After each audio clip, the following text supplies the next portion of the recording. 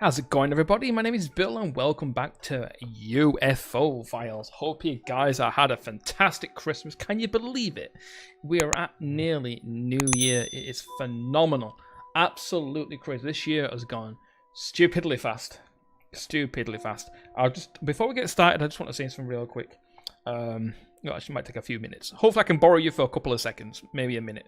I'd just like to say thank you for the support and the patience from a lot of you. I mean, as you guys know, my father passed away, and his crematorium was on the 20th of December, and it is absolutely, honestly, it's still tearing me up. As you can imagine, a family member passes away. You know, I like to think of myself as a physically and mentally strong person. You know, like a thick-skinned, I guess you could say.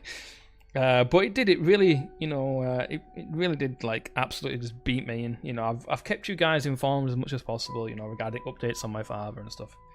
So, if I remember to do it during the editing process, which hopefully I do, I'll just post some, like, kind words on the screen from you guys. And it's just, like I said, thank you so much. Just for those that have been patient with me, you know, and those that have just sent the love and the support. Just seriously, thank you, and thank you so much. It really does mean a lot. I haven't responded to anybody. I'm really sorry that I haven't. It's just the fact that I deal with, like, grief in my own way. As you can imagine, a lot of people do. So, seriously, thank you. Thank you so much. It does mean an absolute a lot to me, and just thank you for just being patient and sticking with the craziness that is me. So yeah. Anyway, so I released a little project. Was it a couple of days ago? Maybe like a week, maybe two. It was the origins of Skinwalker Ranch, and I did promise you there would be a part 2, maybe part 3, depending on all the information I can get together.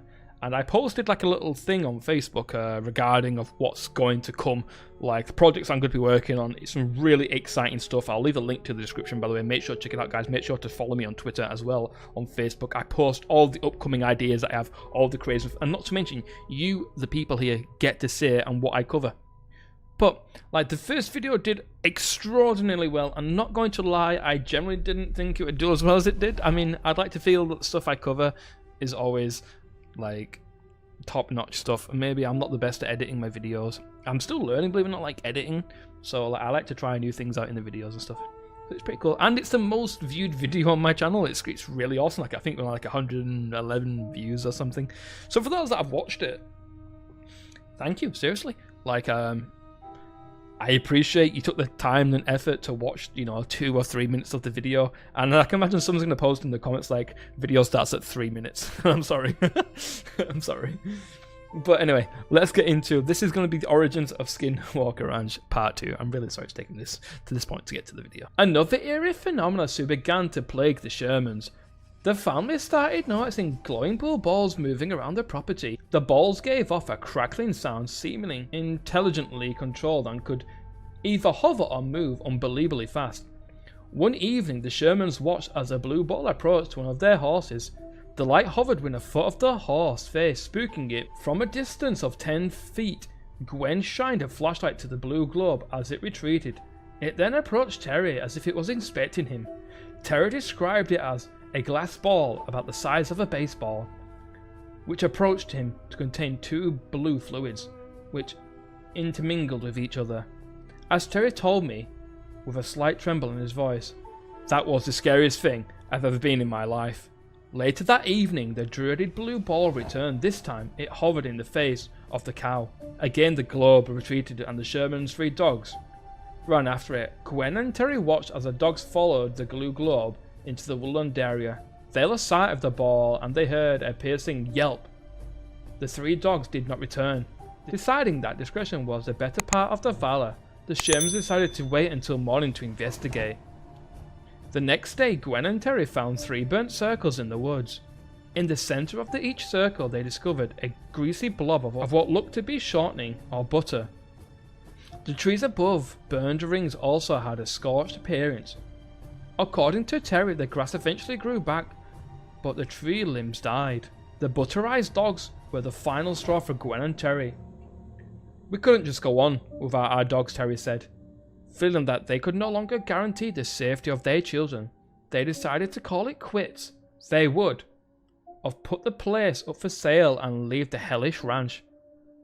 As Terry said later, There were some really odd things about that place. We noticed when we moved in. We should have known something was wrong. The ranch's previous owners, who had no children, they've lived there since 1930s. Mr. Mayer had died 15 years previously, and Mrs. Mayer lived there by herself for 7 more years before she died. When the Shermans moved in, they have noticed heavy dog chains bolted by each of the 4 exteriors. The Shermans assumed the couple had a dog which they moved from chain to chain to keep it out of the sun.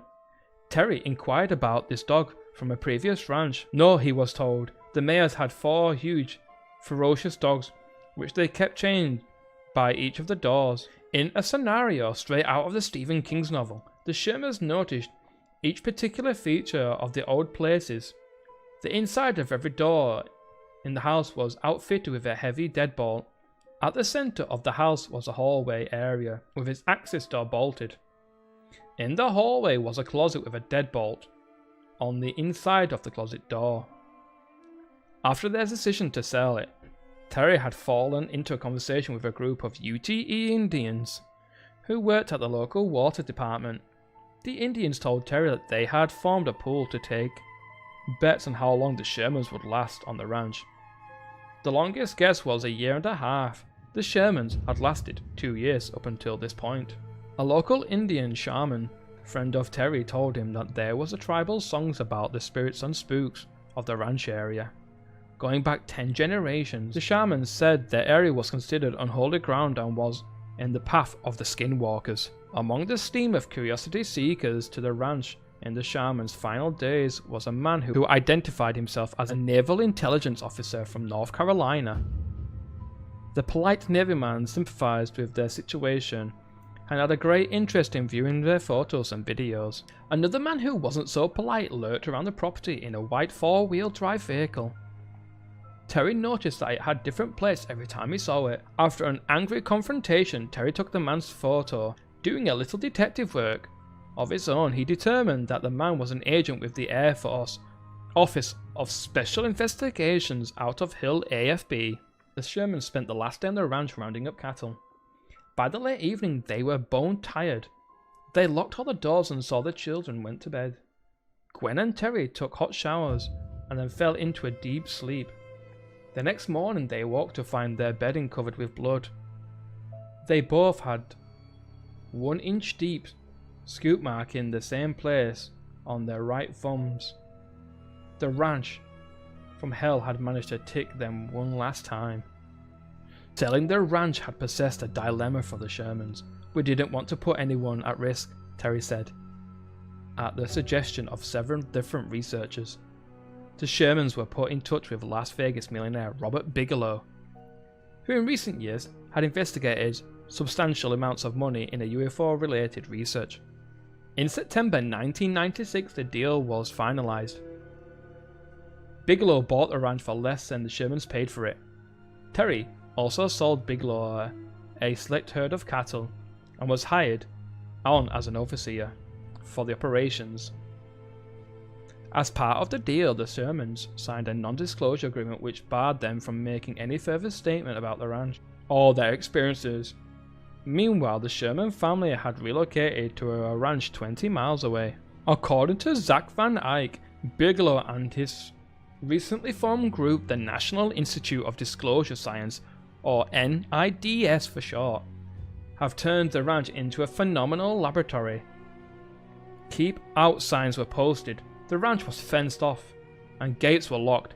Bigelow workers erected an observation tower, and a pair of scientists and a veterinarian were moved in.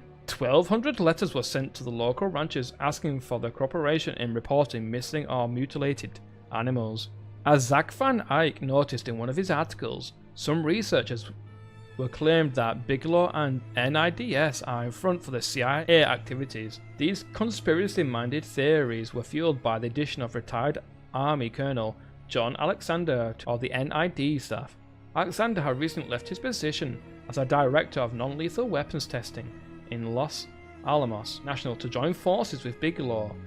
As a Wired magazine reported in 1995, Alexander has a resume lifted from the X-Files. The Bulletin of Atomic Science in 1994 said Alexander would make a splendid character in a science fiction novel.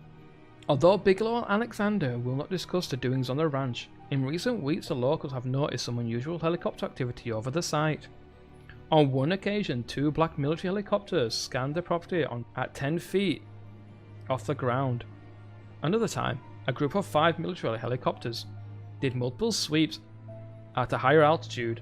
At one point, a large red construction type helicopter scooped the area, dangling a 12-foot long black cylinder beneath it.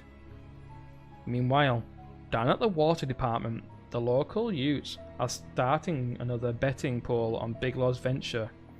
As one of them said, they're dealing with something they can't even dream about. So guys, let me know. This is part 2 of the origins of the Skinwalker Ranch. Let me know as always your thoughts and opinions in the comments below. If you guys did enjoy this video, please make sure to drop a like and a share on the way out, as that'd be fantastic. If you're new around here, please make sure to subscribe. I'm going to do my best in posting as much as possible. Please make sure guys to check us out on Facebook and Twitter. I do post all the stuff that I'm working on. Also you get like a little say in what I'm going to be working on next. As always, stay safe, stay awesome, and I'll see you very shortly. Alright, kick back, relax, and grab yourself a beverage. Or hop if you wanna just bounce to my leverage. The evidence, as they say, is in the pudding. So show me the money like my name was Cuba Gooding. It ain't